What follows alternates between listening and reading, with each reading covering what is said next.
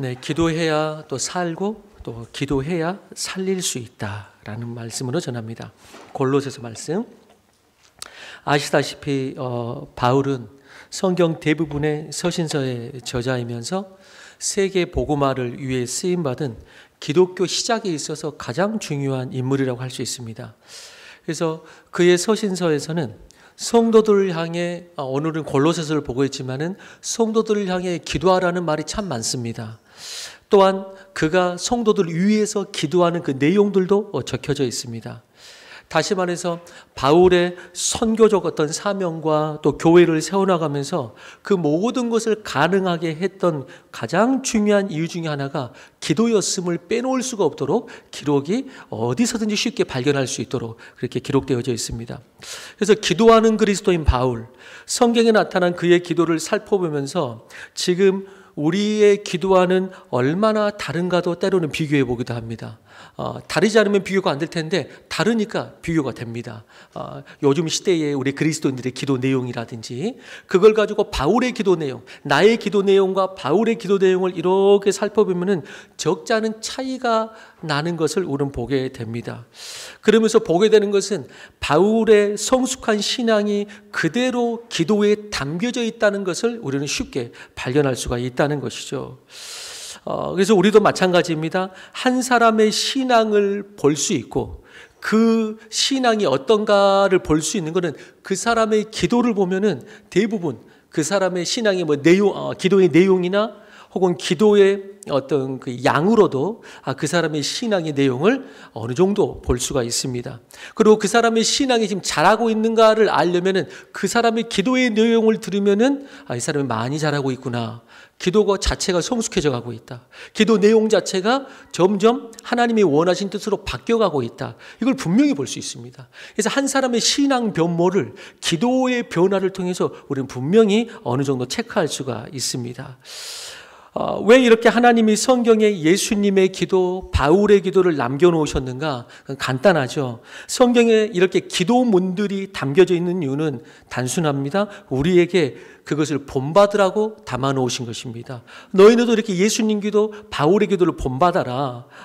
그리고 너희도 그렇게 기도하라고 남겨놓으신 것이죠. 그런 의미에서 오늘 바울의 기도에 대해서 우리 특별히 골로새 교회의 기도만 잠깐 보지만은 세 구절을 보겠지만은 이 말씀을 통해서 지금 우리에게 우리라고 너무 객관화시키지 말고 지금 나에게 바울이 너 이렇게 기도해라 라고 받아들이는 어떤 정말 개인적이고 정말 내 자신에게 말하는 말씀으로 이 시간에 듣게 되기를 바랍니다.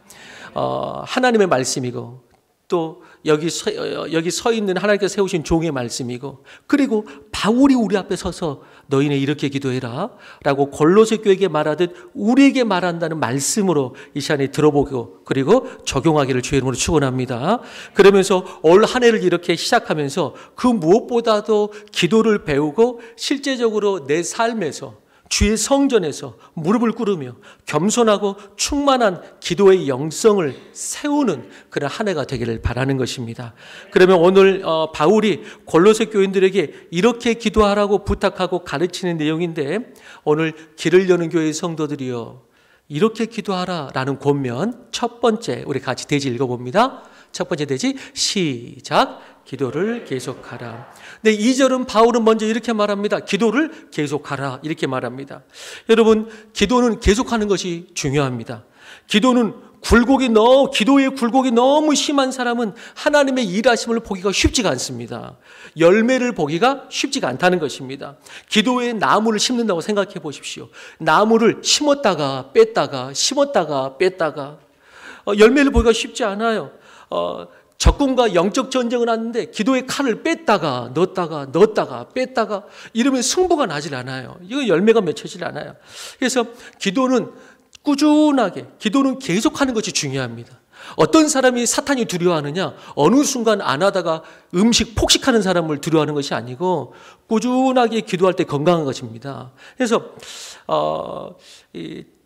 천재라고 말하는 피카소가 94세까지 장수를 했는데 그런데 그가 남긴 작품이 그때까지 5만 점이 넘습니다.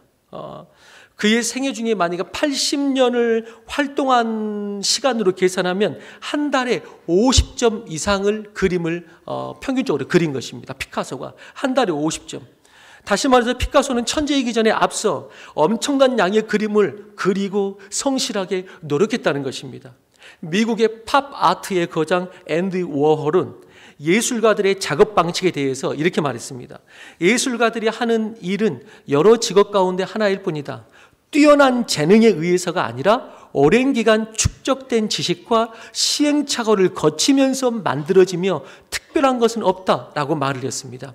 다시 말해서 무슨 말을 하려고 그러냐면은 뛰어난 예술가들은 천재성이 있기도 하겠지만 그렇다고 해서 아무 노력도 없이 성실함도 없이 그 천재성이 빛나는 것이 아니고 그들은만의 천재성이 있고 무슨 방식이 무슨 특별한 것이 있지 않느냐 일반인들의 생각과는 달리 그들은 성실하고 그들은 노력함으로써 하나하나 그 천재성을 드러내는 것이지 아무것도 없이 드러내는 것이 아니다라고 앤디 워홀은 말하는 것입니다. 하나님께 쓰임받는 믿음의 용사들은 두말할 것도 없습니다. 대부분 오래도록 기도하는 사람들이 하나님께 쓰임을 받았지 여러분 영적인 것은 천재성이 없습니다. 영적인 것은 내 무릎 꿇는 시간이요 하나님께 만나는 사모함이요 하나하나 켜켜이 쌓이는 것이 영적인 것이지 천재성이 없습니다. 영적인 것은 더더군다나 그렇고요. 바울이 영적 천재였습니까? 바울이? 아닙니다. 바울이 다메섹 도상에서 회심하고 난 다음에 제일 먼저 배운 게 뭡니까? 우리 사도행전 9장 11절 같이 한번 읽어보겠습니다. 9장 11절 시작. 주께서 이르시되 일어나 직가로 가라 하는 거리로 가서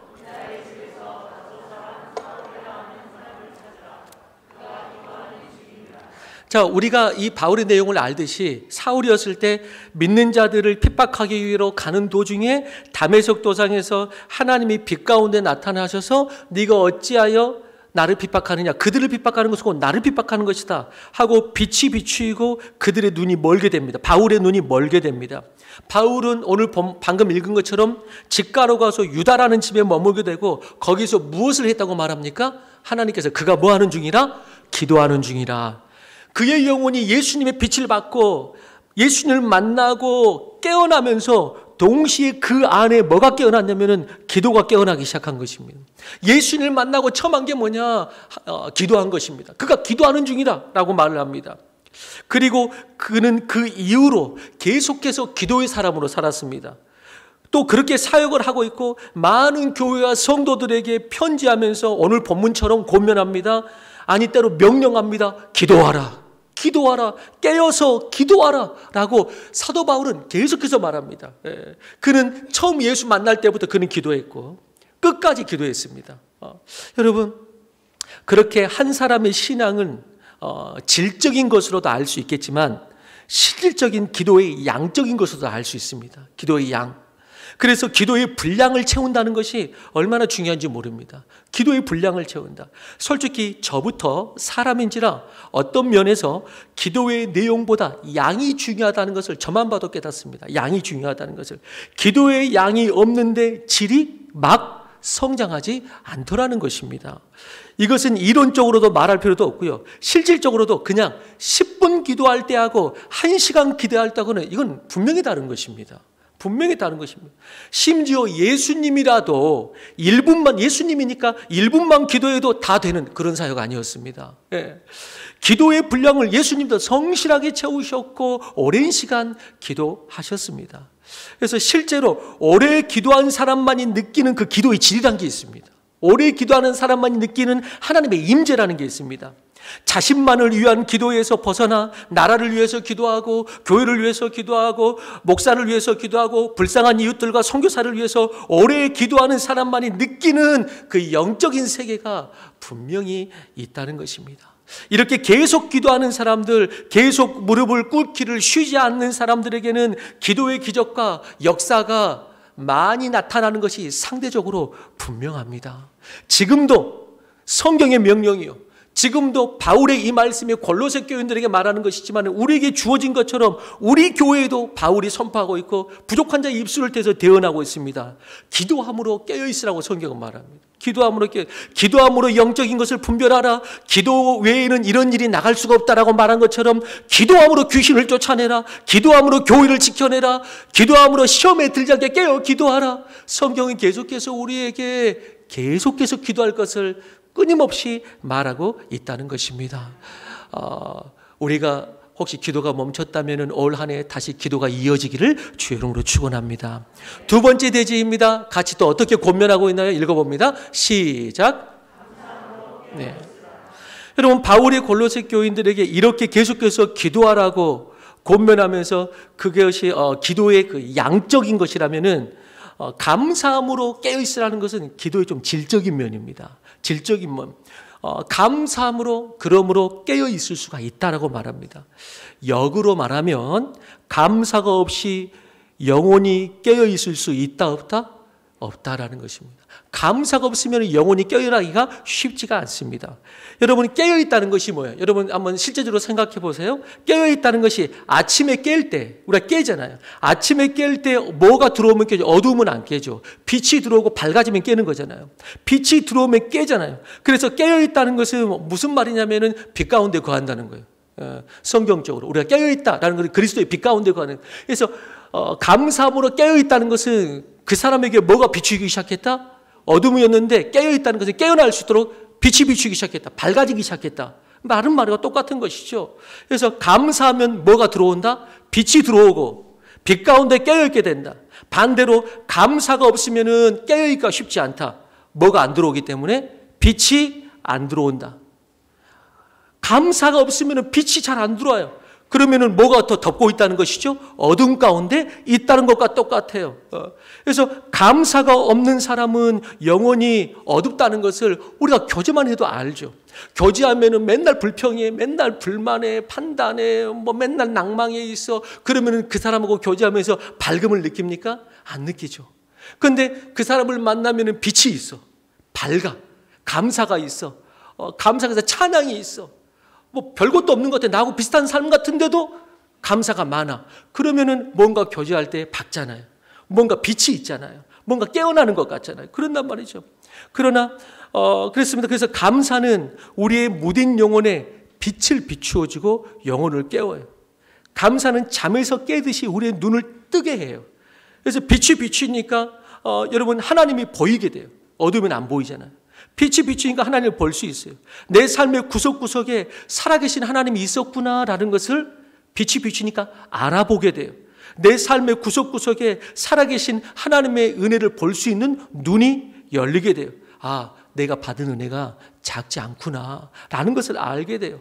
이렇게 깨어있다는 것이 빛이 비추는 것이고, 이것을 조금 더 다른 표현으로 말하자면 내 영혼이 산다는 거예요. 여러분, 깨어난다는 것은 산다는 거잖아요. 만약에 잠잤는데 깨어나지 않는다, 그건 죽는 거예요. 죽었다는 뜻이에요. 그런데 깨어난다는 것은 그건 살아있다는 것이에요. 그래서 살아있는 영혼의 특징이 뭐냐? 빛이 비치고 항상 깨어나고 살아있다는 영혼의 특징은 감사가 있는 거예요. 감사가 있는 거예요. 그러나 감사하지 않으면 예배의 자리에 와 있어도 여러분 어두우니까 뭐가 안 보여요? 하나님이 안 보여요. 하나님을 볼 수가 없어요. 지금 이 자리에 하나님이 함께 하시고 우리의 예배를 받으시기 원하시는 그분을 볼 수 있게 되기를 주의 이름으로 축원합니다. 여러분, 볼 수 없다면 어둡기 때문이에요. 그래서 성경 시편에는 예배를 드리러 성전에 올라올 때 뭐라고 말합니까? 감사함으로 그 문에 들어가며 찬송함으로 그의 궁정을 열고 들어가는 것이죠. 들어가는 것이죠. 그래서 여러분, 예배의 문을 열려면은 여러분 뭘 해야 돼요? 감사함으로 예배에 참여해야 돼요. 그럼 예배의 문이 열려요. 그런데 예배의 문이 안 열리면은 여러분 뭐가 없으니까 안 열리는 거예요. 감사가 없으니까 빛이 안 열리는 거예요. 빛이 안 열리는 거예요. 일본의 신학자 우찌무라 간조가 이런 말을 했습니다. 하나님이 내린 저주가 있다면 그것은 질병이나 실패나 배신당하는 것도 아니다. 만일에 저주가 있다면 세 가지다라고 말을 했어요. 첫 번째, 하나님이 믿어지지 않는 것. 두 번째, 성경을 읽을 때 하나님의 말씀이 들리지 않는 것. 이렇게 설교를 들을 때도 하나님의 말씀이 들리지 않는 것. 세 번째는 사람은 감사하는 마음이 없는 것. 이렇게 세 가지가 있어요. 믿어지지 않는 것, 말씀이 들리지 않는 것, 감사하지 않는 것. 이게 저주지 뭐 질병이나 실패가 있다고 그게 저주가 아니다라고 말했어요. 그렇다면 반대로 이 말을 그대로 받아서 저주가 아닌 축복의 세 가지가 있다면은 첫째는 하나님이 믿어지는 거죠. 하나님. 둘째는 말씀이 들리는 거예요. 지금 이 시간 말씀이 들리기를 축원합니다. 그게 축복이에요. 말씀이 들리는 거예요. 세 번째는 마음에 감사함이 있는 거예요. 여러분 어떠세요? 지금 이 순간 복된 사람. 아까도 말씀드렸습니다만은 객관적으로 생각하지 말고 지금 이 순간 나만 보세요. 나의 예배. 여러분 말씀이 들리세요? 그리고 그 말씀이 믿어지세요? 그리고 이 예배드림 자체가 하나님께 감사로 올려드리고 계세요? 이 세 가지 복이 진짜 복이라는 것이죠. 이 세 가지 복이. 그런 의미에서 사도 바울은 축복받은 사람이죠. 축복받은 사람. 그의 기도에서 그의 믿음의 질, 좋은 영성을 볼 수가 있거든요. 지금 바울이 처해 있는 상황은 로마에 가택 연금된 상태에서 편지를 보낸 겁니다. 그런데 그는 오히려 갇힌 상태에서 성도들에게 감사하라고 권면하고 있고, 이것이 사도 바울의 복된 영성이에요. 사도 바울의 이러한 감사 영성은 오늘 본문뿐만 아니라 다른 서신서들에도 쉽게 찾아볼 수 있습니다. 늘 감사라는 말이 서신서의 권면에 빠지지 않기 때문에 몇 군데를 보면 항상 우리 주 예수 그리스도 하나님께 감사를 드리라. 또 다른 데도 그리스도의 평화가 여러분의 마음을 지배하게 하십시오. 이 평화를 누리도록 여러분은 부르심을 받아 한 몸이 되었고 또 여러분들은 감사하는 사람이 되십시오. 또 다른 서신서에서 믿음에 굳게 서서 감사함을 넘치게 하라 라고 해서 계속 발견할 수 있어요. 여러분 저를 포함하여 우리 모두에게 감사하다는 말을 쉽게 찾아볼 수 있는 사람이 되기를 바랍니다. 여러분 다시 말하지만 사도 바울은 어느 서신서를 봐도 감사하다는 말을 찾아볼 수가 있습니다. 빠뜨리지 않습니다. 여러분 그래서 사도 바울의 편지를 보면은 감사를 쉽게 볼 수가 있어요. 여러분 어떤 사람을 만나면은 그 사람과 만나면은 감사하다는 말을 쉽게 찾아볼 수 있는 사람이 있고 그 사람과 만나는데 감사하다는 말을 쉽게 찾아볼 수 없는 사람이 있어요. 근데 사도 바울은 전자의 경우예요. 전 여러분들이 우리가 함께 만날 때에 감사하다는 말을 쉽게 발견할 수 있는 그런 사람이 되기를 주의 이름으로 축원합니다.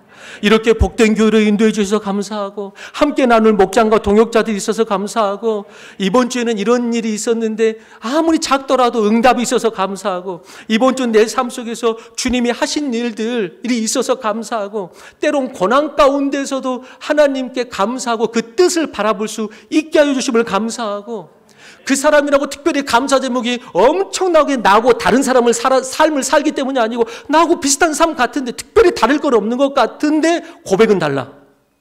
삶이 특별히 다를 건 없는 것 같은데 그 고백이 달라. 그러니까 여러분 감사함이 넘치는 것이죠. 그런데 어떤 사람과 그 사람과 만나면 감사의 소리를 쉽게 들을 수 있어야 되는데 감사의 소리 듣기가 쉽지가 않아. 감사의 소리 듣기가 쉽지가 않아. 그러면 안 되겠죠. 감사하지 않는 목장이나 교회는 은혜도 떨어지고 은혜가 떨어지면 부흥도 일어날 수가 없는 것입니다. 또 가정도 마찬가지죠. 가정에서 부모가 감사하면 가정이 건강하고 자녀들도 건강하게 자라날 수 있는 가능성이 큰 것이죠. 오늘 우리의 기도에 감사가 넘쳐나서 우리의 영혼이 더욱 깨어나기를 축원합니다. 왜 내 기도가 깨어나질 않을까? 감사의 요소를 더 넣으셔야 됩니다. 그러면은 음식이 뭘 더 넣으면 맛있듯이 감사의 요소를 넣으면 기도가 조금 더 맛있어지는 것이죠. 기도가 맛있어지는 거예요. 목장에서 모이면 감사가 넘쳐나고 그러니까 더 모이고 싶고 부흥하는 목장이 되는 것이죠. 목장에 모이면 좋은 영성의 질, 기도의 질, 좋은 목장과 좋은 교회의 질은 여기서 차이가 납니다. 여기서 차이가 나. 그래서 감사의 목장에 가면은 마음이 막 열려요. 또 모이고 싶어요. 흩어지는 게 아쉬워요. 그런데 그렇지 않으면 빛이 안 비치니까 어두워요. 답답해요. 빨리 이 모임이 끝났으면 좋겠어요. 이렇게 되는 것이죠. 저는 우리 교회에서 만나는 모든 모임이 감사로 빛 가운데 문이 열리기를 주의 이름으로 축원합니다. 세 번째 바울은 어떻게 권면합니까? 세 번째 대지 시작. 바울은 지금 로마로 전도하게 갔습니다. 그러나 억울하게 감옥에 들어가 있는 지금 현재 상황입니다. 만약 우리가 그의 입장에서 있다면 어떤 기도를 부탁할까요? 자유의 몸이 되도록 기도해달라고, 빨리 억울함을 풀고 이 감옥에서 나가게 해달라고 부탁을 했을 것입니다. 그런데 바울은 감옥 문을 열어달라고 기도를 부탁하는 것이 아니고 어떤 문을 열어달라고 기도를 부탁합니까? 전도의 문을 열어달라고 기도하라고, 구해 주십시오 라고 기도합니다. 그는 바깥에 있으나 감옥 안에 있으나 상관이 없었습니다. 그의 사명이나 그의 삶이 위축되지 않았습니다. 감옥 안에서도 바깥에서 만나는 사람을 전도했고 감옥 안에서도 만나는 사람을 전도하면 되니까, 그래서 그런 상황이 문제가 되지 않았어요. 그래서 그곳에서 적지 않는 사람을 만났고 거기에서조차 전도하기를 원했고 전도의 열매를 맺고 있었습니다. 바울의 이러한 소명이 하나님께서 부르신 목적이었잖아요. 그래서 아까 말씀드렸던 다메섹 도상에서 예수님을 만났을 때 바울이 받은 소명이 뭡니까? 사도행전 26장 17, 18절 같이 한번 읽어봅니다. 17, 18절 시작. 이스라엘과 이방인들에게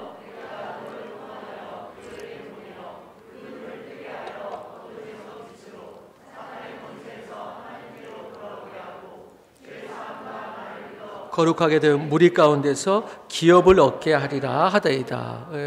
우리가 알다시피 바울을 이방인의 사도로 부르셨잖아요. 이방인의 사도로 부르심을 받은 거예요.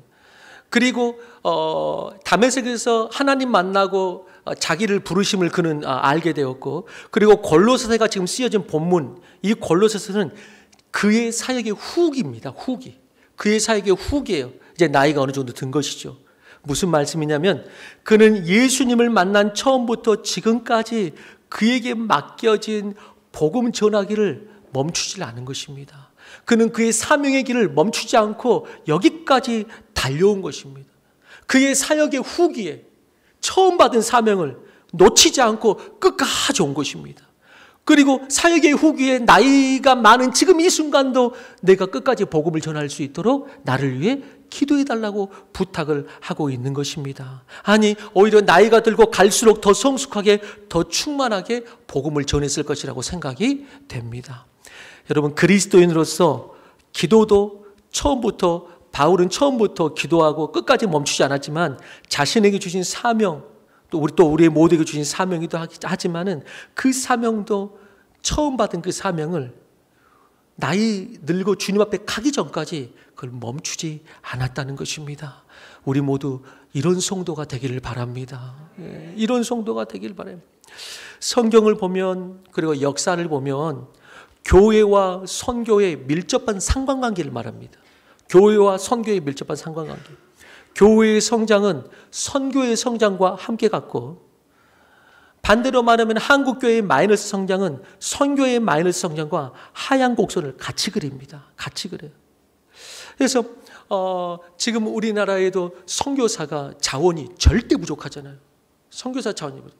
예전에는 젊은이들이 이렇게 선교사로, 혹시 단기 선교사로 짧게라도 이렇게 헌신하고 그것이 나중에 장기로 연결되기도 하고 이랬는데, 지금은 젊은이 단기 선교사 찾기가 너무 힘들어요. 그러니까 100명 가운데 한두 명 교회에 나오는데 그 한두 명이 헌신해야 되는데 그러면 그게 안 되잖아요. 그러니까 선교사가 없는 거예요. 그래서 너무 힘들어요. 그래서 저는 이 나라가 회복하려면은 저는 항상 이 영적인 법칙을 묻습니다. 경제가 회복되고 정치가 회복되고 이것도 중요하지만은 가장 먼저 여러분 복음이 회복되고 한국교회가 회복되고 한국교회의 사명이 회복될 때 우리나라가 복되게 될 줄로 믿습니다. 그래서 미국이 경제의 대공황기가 왔을 때도 미국 교회들은 선교적 사업에 위축될 뻔했거든요. 그러나 교회들은 오히려 선교적 일에 최선을 다했고 나라의 경제는 회복했고 다시 미국 교회는 경제의 대공황기를 넘어서 부흥의 발판을 만들게 된 것입니다. 여러분, 선교하는 나라는 망하지 않습니다. 선교하는 교회는 망하지 않고, 어떤 가정이 또 가정적으로도 선교사를 섬기거나 또 후원하고 이런 가정도 있잖아요. 저는 선교하는 가정, 그리고 자기 자녀를 선교에, 자기 성공에만 관심이 있는 거 말고 선교에 관심이 있는 자녀로 만들면 그 자녀가 결코 망하지 않을 줄로 믿습니다.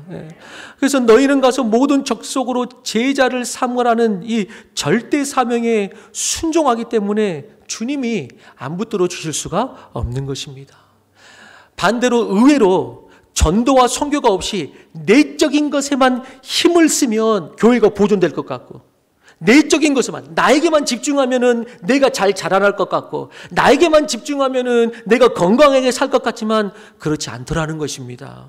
오히려 여러분, 교회가 내적인 것에만 힘을 쓰고 성도들이 하나님의 사명보다는 나에게만 집중하면은 오히려 그 안에서 지지고 볶고 별일이 생깁니다. 그 안에서 지지고 볶고 별일이 다 생겨요. 아무리 안에서 성경 공부하고 뭐 별걸 다 알아도 오늘 내 손과 발로 섬기고 선교적으로 나아감이 없으면은 여러분, 그 지식도 여러분 고여 있으면은 썩게 되는 것입니다. 그러면은 손과 발로 섬기고 하나를 알았으면 하나를 섬기는 것이 영성이요. 하나를 알았으면 하나를 실천하는 것이 영성이요. 하나를 알았으면 내 손으로 섬기는 것이 영성이요. 그런데 그렇지 않고 계속 머리만 복잡해 들어가. 여러분, 그러면은 쉽지 않습니다. 그럼 판단하고 정죄하고 우리끼리 안에서만 지지고 볶고 뭘 많이 아는데 하나님의 나라의 그 영광은 별로 없는 것 같고, 이런 일이 벌어지는 것이에요. 여러분, 교회 먼저 세우고 선교하자고 그것이 언제 세워지겠습니까? 선교적 복음으로 나아가면 거기에 맞게 하나님께서 그 교회를 부어주시고 인도해 주실 줄로 믿는 것입니다. 왜 그런가? 그것이 우리가 받은 복음의 특성입니다. 그것이 우리가 받은 복음의 특성이에요. 복음에는 두 가지 특성이 있습니다. 복음에는 두 가지 특성이 있는데, 하나는 부르심이고 하나는 보내심입니다. 이게 복음의 두 가지 특성이에요. 복음은 우리를 부릅니다. 복음은 우리를 불러요. 그리고 우리를 용서하고 회복시키십니다. 용서하고 회복시키세요. 그러나 이것은 복음의 한 면일 뿐이에요. 주님은 죽으실 뿐만 아니라 부활하셨듯이 우리를 생명 가운데 살게 하셔서 그 다음에 복음은 우리를 보내세요. 복음은 우리를 보내요. 자꾸 내 삶에서 이웃과 열방으로 확장되려는 복음의 본성이 있어요. 복음이 내 안에 들어왔는데 그냥 가만히 있더라. 그건 어떤 복음인지 그 복음을 다시 봐야 돼요. 복음의 특성 자체가 나를 회복시키고 나를 부르고 동시에 나를 자꾸 열방으로 우리를 밀어내요. 이웃으로 밀어내요. 그래서 선교지까지 가는 사람도 이제 있는 것이죠. 여러분, 그래서 복음을 영접하면은 그 위에 성령이 임한다고 그랬는데, 성령이 임하신다고 약속하셨는데, 그 성령이 오시면 어떤 일이 일어난다고 사도행전 1장부터 분명하게 말씀합니까? 오직 성령이 너에게 임하시면 권능을 받고 예루살렘과 온 유대와 사마리아와 땅끝까지 이르러 내 증인이 되리라. 그래서 성령이 임하시면은 그것은 그냥 나만의 성령이 아니고, 그냥 내적 성령이 아니고, 그 성령은 나를 세울 뿐만 아니라 자꾸만 나를 세상으로 밀어내요. 세상으로, 열방으로 밀어내요. 주님께서는 이 교회를 세우셔서 우리를 모이게 하십니다. 은혜 주십니다. 말씀 받기를 원합니다. 회복 받기를 원합니다. 심지어는 병도 치유받기를 원합니다. 그렇지만 그 다음 순간 그 복음은 우리를 세상으로 밀어내요. 너희 교회여, 세상으로 나아가라고 계속 밀어내는 것이에요. 우리 교회는, 우리 목장은 만나서 나누고 이야기하면 무엇이 주제가 되고 있습니까? 우리 교회, 우리 목장 혹은 335 만나든지 무엇이 주제가 되고 있습니까? 우리 목장의 주된 이야기가 무엇인가요? 서로를 위로해주고 기도해주고 필요합니다. 또 그렇게 하고 있습니다. 그러나 그렇게 내적 요소로만은 절대 목장이 건강하게 세워질 수 없습니다. 그는 개인의 신앙도 마찬가지고, 내적 요소로만은 절대 건강하게 세워질 수 없습니다. 우리 가족이 서로 위로하고, 또 가족이라는 게 서로 보듬어주고, 또 믿음의 가정이 서로 기도해주고, 함께 집에서 뭉치고 좋죠. 그런데 그렇게만 있다. 그 다음 순간은 세상으로 나가야 되는데, 아무리 가족이어도 24시간 365일 집에 붙어 있으면 전쟁이 나더라고요. 전쟁이 나잖아요. 우리는 자녀들을 먹이고 입히고 키우고 보듬습니다. 기도합니다. 그렇지만은 부모가 다음 순간 해야 될 역할이 뭐예요? 만약에 그 자식이 집에만 있다, 그러면은 안 되잖아요. 그러면 건강치가 않잖아요. 그 자식을 세상으로 내보내야 되잖아요. 자신의 비전 따라서, 자신의 일을 따라서, 자신의 세상 속에서 역할을 따라서 세상을 내보내야 되는 각자의 사명을 따라서 그러면 오히려 집이 건강하잖아요. 그러면 오히려 가정이 행복하잖아요. 만약에 자녀가 너무나 사랑하는데 우리 자녀가 있는데 나아가야 될 때 나아가지 못하고 집에 있다. 그러면 그 건강치 못하잖아요. 그런 것처럼 하나님께서 우리를 모이게 하셨어요. 영적 가족으로. 영적 가족으로 모이게 하신 하나님께서는 여기 안에서 치유받고 회복되고 양육받고 기도도 하고 그리고 난 다음에 우리가 세상 속으로 나아가기를 원하세요. 나아가라. 나아가라. 그러므로 인해서 세상을 향하여서도 선한 영향을 끼치지만은 그러므로 인해서 우리가 모이는 교회도 더 건강해질 수가 있는 것입니다. 모이는 것도 건강해질 수가 있는 거예요. 우리의 모임은 교회가 담장을 넘어 어떻게 복음을 증가할 것인가가 우리 교회, 우리 목장의 만남들의 이야기, 주제가 된다면 거기에서 자연스럽게 치유되는 것입니다. 거기서 자연스럽게 상처가 치유되고요. 자연스럽게 건강한 부흥이 일어나는 것이죠. 나에게 집중할 때, 나에게 집중한다고 해서 건강해지는 건 아닌 것 같아요. 여러분 심리학자들, 정신학자들 말할 때도 제가 정확히는 모르지만은 여러분 심리학자들 정신학자들 말할 때도 뭐라 그래요? 만약에 내 안에 뭐가 있다. 그러면은 여러분 그게 그거 있을 때 그냥 방에서 너에게만 집중하고 있어라. 여러분 이렇게 말하지 않잖아요. 다른 걸 한번 해보라고. 취미생활을 가져보라고. 한번 운동을 해보라고. 다른 사람을 만나보라고. 다른 것을 봐보라고. 이렇게 말을 하지 계속해서 네 생각을 계속 하고 있으라고. 그러면 그게 고쳐집니까? 안 고쳐지잖아요. 그러니까 뭐라 그래요? 계속해서 바깥을 보게 하잖아요. 바깥을 보게. 여러분 마찬가지인 것 같아요. 여러분 우리가 그리스도 안에서 내 신앙 또 우리 교회 우리 목장을 생각할 때 나에게 집중할 때 건강할 것 같지만은 오히려 하나님의 비전과 일하심의 목적을 두고 우리가 모이고 교회가 목장이 이 목적을 분명히 할 때 오히려 하나님의 일하심을 보고 그 안에서 우리를 만져주시고 그 영광과 일하심을 보니까 다른 무엇보다도 하나님께서 치유하시고 그 하나님을 믿고 나아갈 수 있는 담대함이 생기는 것입니다. 먼저 그의 나라와 그의 의를 구하니까 이 모든 것을 더해 주시는 축복이 있는 것입니다. 그게 성경적 원리예요. 특별히 바울은 이 전도의 문을 열기 위해서 이렇게 말합니다. 기도해 달라고 부탁했잖아요. 기도해 달라고. 우리는 여기서 알게 됩니다. 전도의 문은 어떻게 해서 열린다? 기도해야지 전도의 문이 열린다. 그리고 전도는 내 기도만으로 부족하니까 함께 기도해달라고 바울은 부탁합니다. 바울도 우리와 동일하게 지칠 수 있고 힘들어할 수 있는 연약한 인간성을 지닌 사람이었기 때문에 그도 누군가에게 기도를 부탁했고 그러므로 인해서 사역을 이룰 수가 있었다고 그렇게 말하고 있는 것입니다. 그래서 전도는 함께 사역을 해야지 감당할 수가 있는 것이죠. 그 외에도 꼭 바울의 사명 아니라 우리 각자에게 주어진 어떤 사명과 삶이 있다면 그것 또한 그 누군가가 함께 동역하고 함께 기도해 줄 때 그때 가능한 것입니다. 그래서 항상 축복 중에 제가 축복하는 것이 여러분들 주변에 여러분들의 믿음을 돕고 기도하고 삶의 비전을 함께 응원하고 기도할 수 있는 동역자가 있기를 주의 이름으로 축원하는 것입니다.